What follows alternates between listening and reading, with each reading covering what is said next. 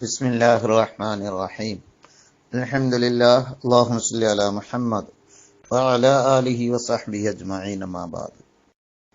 നജസുകൾ ഭക്ഷണത്തിൽ ചിലപ്പോഴൊക്കെ അറിയാതെ ആവലുണ്ട്, അറിഞ്ഞുകൊണ്ടാവും. നജസ് ഒരിക്കലും വയറിലേക്ക് ഭക്ഷണമായി ഉപയോഗിക്കാൻ പാടില്ല. ചില കുട്ടികൾ രക്തം കയ്യിലൊക്കെ പൊട്ടി വന്നാൽ അത് വായിൽ വെച്ച് അത് കുടിക്കുന്നത് കാണാം. അത് പാടില്ല. രക്തം അങ്ങനെ നജസാണ്, അതൊരിക്കലും ഉള്ളിലേക്ക് ഇറക്കാൻ പാടില്ല, ഹറാമാണ്. നിർബന്ധിത ഘട്ടത്തിൽ രക്തം കയറ്റേണ്ടി വന്നാൽ ആ നിർബന്ധിത ഘട്ടത്തിൽ രക്തം കയറ്റുന്ന അനുവദനീയമാണ്. പക്ഷെ രക്തം കുടിക്കുക എന്നത് അത് നല്ലതല്ല, പാടില്ല, ഹറാമാണ്.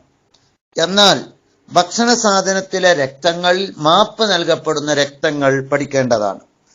അത് ആ രക്തം കഴുകി വൃത്തിയാക്കിയിട്ടില്ലെങ്കിലും മാപ്പ് നൽകപ്പെടും. എന്തൊക്കെയാണത്? മാംസത്തിന്റെ മേലിൽ, എല്ലിന്റെ മേലിലൊക്കെ രക്തമുണ്ട്. അറുത്ത മൃഗങ്ങളുടെ എല്ലിന്മേലും മാംസത്തിന്മേലും രക്തമുണ്ടാകും.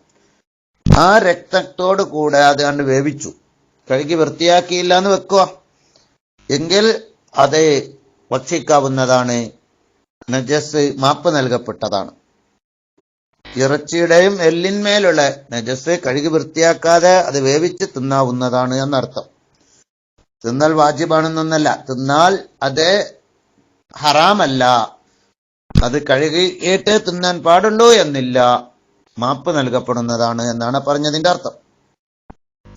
മറ്റൊന്ന്, മെതിപ്പശു, ധാന്യങ്ങള്, നെല്ലൊക്കെ അതിന്റെ വൈക്കോലിൽ നിന്ന് എടുത്തു മാറ്റാൻ വേണ്ടി പശുക്കളെ, കാളകളൊക്കെ അതിന്റെ മുകളിലൂടെ നടത്തിച്ച് എന്നിട്ട് ഇന്ന് മെഷീനുണ്ട്, പഴയ കാലത്ത്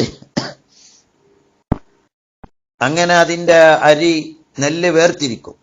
ആ മെതിപ്പശുക്കള് ഇതിന്റെ മേലെ ചിലപ്പോൾ മൂത്രയിക്കാം. ആ മൂത്രം ഫുള്ള് കഴുകി വൃത്തിയാക്കാൻ നിന്നാൽ പ്രയാസമായിരിക്കും. അത് മാപ്പ് നൽകപ്പെടുന്ന നജസാണ് എന്ന് പണ്ഡിതന്മാർ പറഞ്ഞിട്ടുണ്ട്. അങ്ങനെ പ്രയാസങ്ങൾ ഉണ്ടാകുമല്ലോ, അതുകൊണ്ട് മാപ്പ് നൽകപ്പെടും. ഇനി മാപ്പ് നൽകപ്പെടുന്ന മറ്റൊരു വസ്തുവാണ് ഭക്ഷണ സാധനത്തിലെ ആപ്പിളില്, അതുപോലെ ഫ്രൂട്ട്സിലൊക്കെ പുഴുകൾ ഉണ്ടാകും. ആ പുഴു തിന്നൽ നല്ലതല്ല, തിന്നാതിരിക്കേണ്ടതാണ്. അഥവാ അത് മാപ്പ് നൽകപ്പെടുന്ന ഒരു നജസാണ് എന്ന് മാത്രം. തിന്നാതിരിക്കേണ്ടതാണ്, തിന്നണമെന്നല്ല പറയുന്നത്. മാപ്പ് നൽകപ്പെടും എന്ന് മനസ്സിലാക്കുക, ഹറാമില്ല എന്നർത്ഥം. പക്ഷെ അതുകൊണ്ട് അപകടങ്ങൾ വരുന്നുണ്ടോ, കേടുണ്ടോ, പ്രയാസമുണ്ടോ എങ്കിൽ പാടില്ല എന്ന് തന്നെ പറയണം. പക്ഷെ പൊതുവെ നജസ് എന്ന നിലക്ക് നോക്കുമ്പോൾ അത് ഇനിയിപ്പോ നജസായി കിടക്കുകയാണെങ്കിലും അത് മാപ്പ് നൽകപ്പെടുന്നതാണ്. എന്നാൽ നെയ്യിലെ ഉറുമ്പ് അതൊരിക്കലും മാപ്പ് നൽകപ്പെടില്ല. ആ ഉറുമ്പ് തിന്നാൻ പറ്റൂല.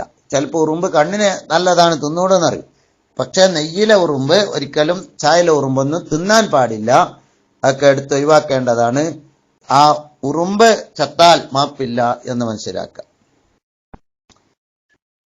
അതുപോലെ ആടിന്റെ അകിടിലുള്ള നജസ്, ആടുമാട് പോലത്തതിന്റെ അകിടിലൊക്കെ ചിലപ്പോൾ അത് എവിടെയെങ്കിലൊക്കെ കിടക്കുമ്പോ അത് അതിന്റെ നജസിൽ, മൂത്രത്തിലൊക്കെ കിടന്നിട്ടുണ്ടാവും. അപ്പൊ കറക്കാൻ വേണ്ടി വരുമ്പോ കഴുകി വൃത്തിയാക്കുന്നത് നല്ലതാണ്.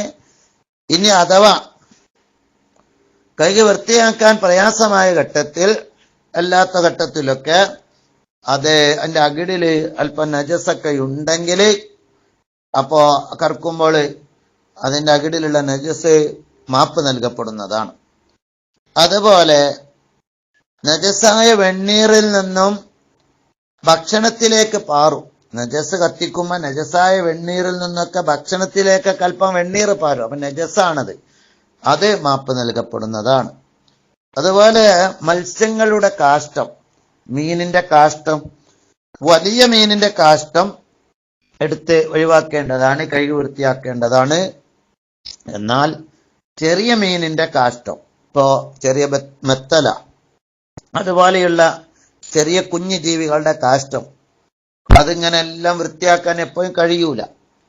അങ്ങനെ കുഞ്ഞു ജീവിയുടെ കാഷ്ടങ്ങൾ കുഞ്ഞി മത്സ്യങ്ങളുടെ, ചെറിയ മത്സ്യങ്ങളുടെ കാഷ്ടങ്ങൾ മാപ്പ് നൽകപ്പെടുന്നതാണ്. അത് വൃത്തിയാക്കിയില്ലെങ്കിലും ഭക്ഷണം.